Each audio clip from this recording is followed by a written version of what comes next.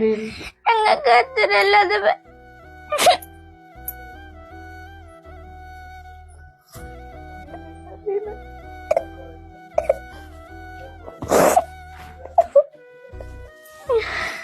ഞങ്ങളുടെ അച്ഛനെ കിഡ്നിക്ക് അസുഖമാണ്. അപ്പൊ എല്ലാവർക്കും പറ്റുന്ന രീതിയിൽ ഞങ്ങള് പൈസ കൊടുത്തിട്ട് സഹായിക്കാം. അപ്പൊ ഞങ്ങൾക്ക് അച്ഛനാണ് ഏറ്റവും വലുത്. അപ്പൊ നിങ്ങൾക്ക് പറ്റുന്ന രീതിയിൽ സഹായിക്കാം. ചേട്ടനെന്തെങ്കിലും പറ്റി കഴിഞ്ഞാൽ ആത്മഹത്യയിലാണ് എന്റെ മുന്നിൽ വേറെ വഴിയില്ല. ഞങ്ങളെ സഹായിക്കാനും വേറെ ആരുമില്ല. ഈ 2 മക്കളും ഞാൻ ആത്മഹത്യ ചെയ്യേണ്ടി വരും. ഞങ്ങളെ സഹായിക്കണം. ആഴ്ചയിൽ 3 ഡയാലിസിസ് നടക്കണത് തന്നെ മറ്റുള്ളവർ സഹായിച്ചിട്ടാണ്. മക്കളെ പഠിപ്പിക്കാനും കൂടി നാട്ടുകാരെ അയൽക്കാരും കൂടിയിട്ടാണ് ഞങ്ങൾക്ക് പൈസയും കാര്യങ്ങളൊക്കെ ചെയ്തു തരണത്. നിങ്ങളെല്ലാവരും ഞങ്ങളെ സഹായിക്കണം. നിങ്ങളാണ് ഞങ്ങളുടെ പ്രതീക്ഷ. അല്ലാതും. അസ്സലാമു അലൈക്കും. പ്രിയമുള്ളവരെ, നമസ്കാരം. ഷഹീൻ കെ മൊയ്തീനാണ്.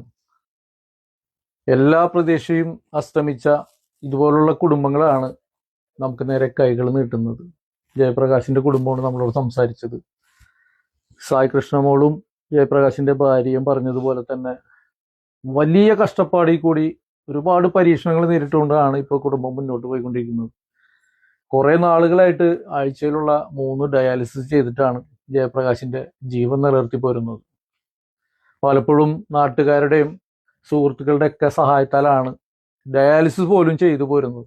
മക്കളുടെ പഠനം പോലും സുമനസുകളുടെ സഹായത്താൽ മുന്നോട്ട് കൊണ്ടുപോകുന്ന ഒരു കുടുംബത്തെ സംബന്ധിച്ചിടത്തോളം കിഡ്നി മാറ്റി വെക്കാൻ വേണ്ട 15 ലക്ഷം രൂപ കണ്ടെത്തുക എന്നുള്ളത് സ്വപ്നം കാണുന്നതിന്റെ അപ്പുറത്തുള്ള വലിയ തുകയാണ്. IT ഡിസൈനറായിട്ട് ബാംഗ്ലൂർ ജോലി ചെയ്യുന്നതിനിടയിലാണ് ജയപ്രകാശ് സ്ട്രോക്ക് വന്നിട്ട് കഴിഞ്ഞ വർഷം ഹോസ്പിറ്റലിൽ അഡ്മിറ്റ് ആകുന്നത്. അവിടുത്തെ ചികിത്സകൾക്കിടയിലാണ് അദ്ദേഹത്തിന്റെ കിഡ്നി രോഗവും തിരിച്ചറിയുന്നത്. അപ്പോ വലിയ പരീക്ഷണങ്ങൾക്ക് കൂടിയാണ് ഈ കുടുംബം ഇതുവരെ കടന്നു പോന്നിട്ടുള്ളത്. 2 മക്കളാണ്, ഇരട്ടകളാണ്. സായി കൃഷ്ണയും സായി കൃപയുമാണ്.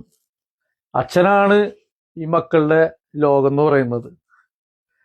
ഒരുപക്ഷെ ഇദ്ദേഹത്തിന് എന്തെങ്കിലും സംഭവിച്ചാൽ സഹോദരിയുടെ വാക്കുകൾ പോലെ ആത്മഹത്യയല്ലാതെ മുന്നിൽ വേറെ ഒരു വഴിയുമില്ലാത്തൊരു കുടുംബത്തിന് വേണ്ടിയിട്ടാണ് നിങ്ങളുടെയൊക്കെ മുമ്പിൽ ഈ നാട്ടുകാരും ഞാനും ഈ കുടുംബവും ചേർന്ന് കൈകൾ നീട്ടുന്നത്. കണ്ടെത്തേണ്ടത് 15 ലക്ഷത്തോളം രൂപയാണ്. നമ്മൾ സഹായിക്കണം. നമ്മുടെയൊക്കെ കാരുണ്യം ഉണ്ടെങ്കിൽ മാത്രമേ, നമ്മുടെയൊക്കെ സഹായങ്ങൾ ഉണ്ടെങ്കിൽ മാത്രമേ ജയപ്രകാശിന്റെ ജീവനും ഈ കുടുംബത്തിന്റെ ജീവിതവും നമുക്ക് തിരികെ പിടിക്കാൻ കഴിയുള്ളൂ. തൃശ്ശൂർ ജില്ലയിലെ ആളൂർ പഞ്ചായത്ത് 19-ാം വാർഡിലാണ് ജയപ്രകാശും അദ്ദേഹത്തിന്റെ കുടുംബവും താമസിക്കുന്നത്. ഇവിടെ വാർഡ് മെമ്പർമാരുടെയും മറ്റുള്ള ജനപ്രതിനിധികളുടെയും എല്ലാവരുടെയും, നാട്ടുകാരുടെ എല്ലാവരുടെയും നേതൃത്വത്തിൽ എല്ലാ രാഷ്ട്രീയ ജാതി മത ചിന്തകളും മാറ്റിവെച്ചുകൊണ്ട് ജയപ്രകാശിന്റെ ജീവൻ രക്ഷിക്കാൻ വേണ്ട 15 ലക്ഷം രൂപ കണ്ടെത്തുക എന്നുള്ള ദൗത്യവുമായിട്ട് മുന്നോട്ട് പോവുകയാണ്.